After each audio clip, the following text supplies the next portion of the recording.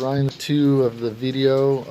So where was I at? I was at the 99 cent store, and there was a book, and this book was like The Secret, but it was something else, and I was deciding whether to buy it, and it was only 99 cents, and I was like, um, yeah, should I buy this book or not? And so I nervously decided to buy it. Okay, so that just shows you, like, at the time, like how much how scarce I was about everything. Like, I didn't have no money, and I don't know, I was just like scared of everything. Not really scared of everything, but I mean, like, as far as money goes, I was really like paranoid. I didn't have much money, and this book was 99 cents, and I really was into reading books at the time, and I really wanted it, but I still wasn't sure whether to buy it or not. But it was basically going to show me everything that I needed to know. So I bought the book. Okay, I got the book, went home, started reading it, and something just started clicking like right away. Things started clicking, like the way this guy describes stuff. Um, it was like, what was really cool was because he was a Christian and he was talking about the secret and law of attraction, but he was a Christian, so it wasn't like it was something that I kind of felt like I could trust because I'm a Christian, and so I grew up with the Bible and I believe in the Bible, and the Bible's helped me a ton with all the moral stuff and all the regular, all the regular stuff. But as far as like manifesting stuff, the Bible, there was some confusion going on, but this, of course, confusion's of the devil and whatever. But the thing of it is was there was no answers, nothing was working. But this book explained, and probably God gave me this book because it was a Christian guy, and he knew how to explain it using the Bible and using science, because a lot of Christians used to not believe in science.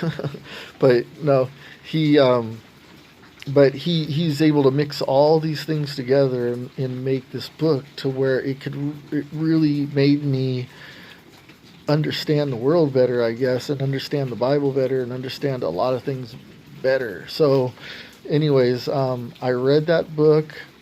I put it under my pillow. I started putting it under my pillow so that I'll remember to read it at night.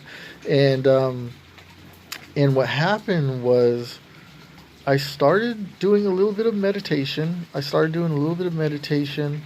I started to do a little bit of writing things down more.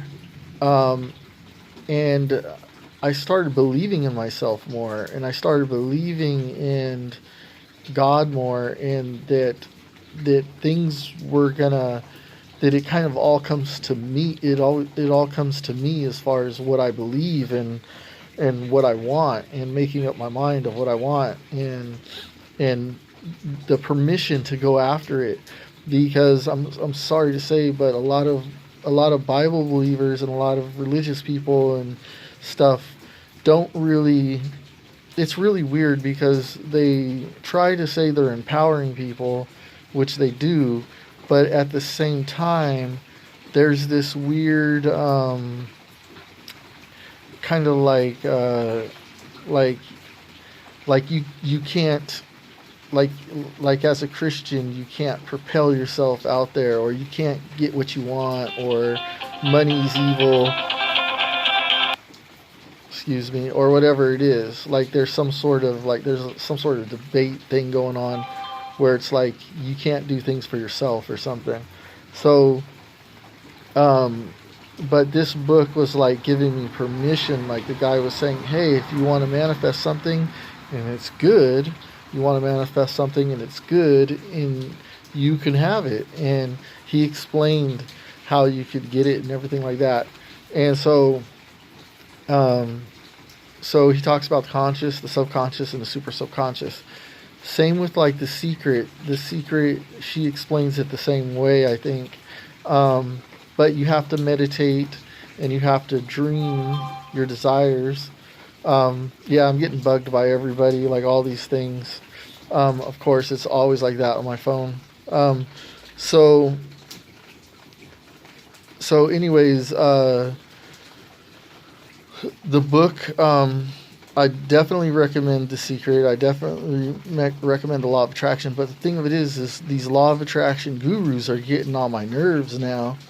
The reason why they're getting on my nerves is because they explain it, but they're explaining it from a person's point of view that's already has things and already has money and has things, and they're like, oh, you could manifest anything. It's so easy and this and that. Yeah, well, when you have money, it's easy to manifest things because that's what happened to me. I started making money, and I started noticing that it's easier to talk highly, and it's easier to tell people like you could have things, and it's easy to manifest and all this stuff when you have money.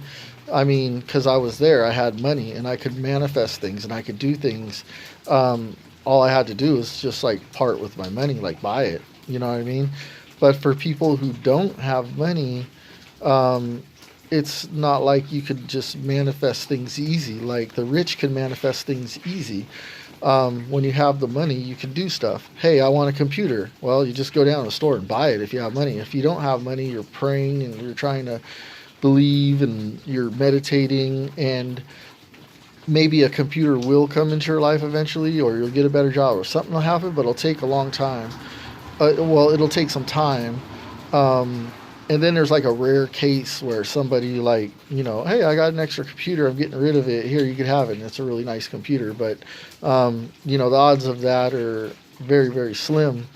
Um, so that's the reason why I get kind of upset because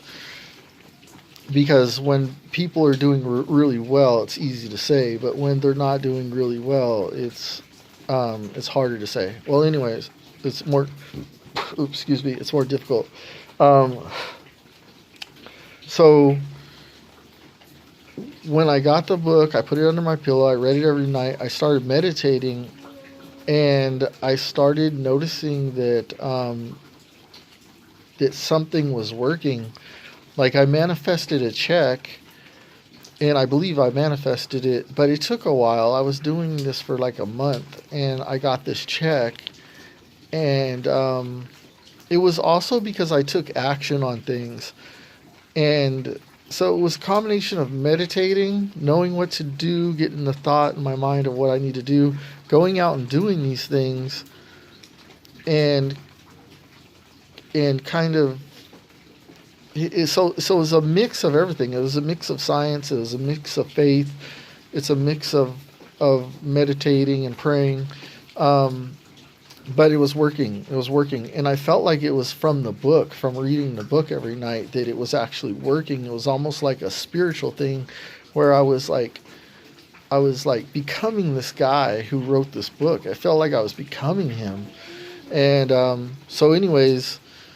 What happened was I went on this whole journey where I left my sister's house and I moved in with a friend because he just lost his girlfriend and he was going through some stuff, and he wanted me to come stay with him. And then I got a job at his store. We worked together at this thrift store together, and I got my own little hut, my own little room house thing, like in the mountains.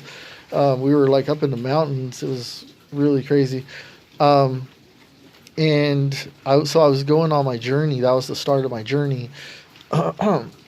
And then I went through this whole thing where like I flew to Mexico. I flew to Texas to see my family. Um, Tried to make things work. It wasn't really working out. I wanted to follow my dream more. I flew back to my friend's house. Didn't seem like things were working out there anymore, and I needed to do something else. And after that, I moved to. I met a girlfriend, and I moved to Laughlin. I moved to Laughlin? Was it Reno? I moved to Reno. And I moved to Reno, and I found a place out there, and I was living out there for a little while, and nothing was happening. I didn't know what to do or what I was doing. I was just living there. I had my own place, and and I I said, enough of this. I don't know what I'm doing. I'm just like, I'd wake up every day. I'd go to McDonald's and have a coffee, and I was kind of roaming around, and I was thinking about maybe getting a job out there and living out there, um, and then I missed my family, and I felt like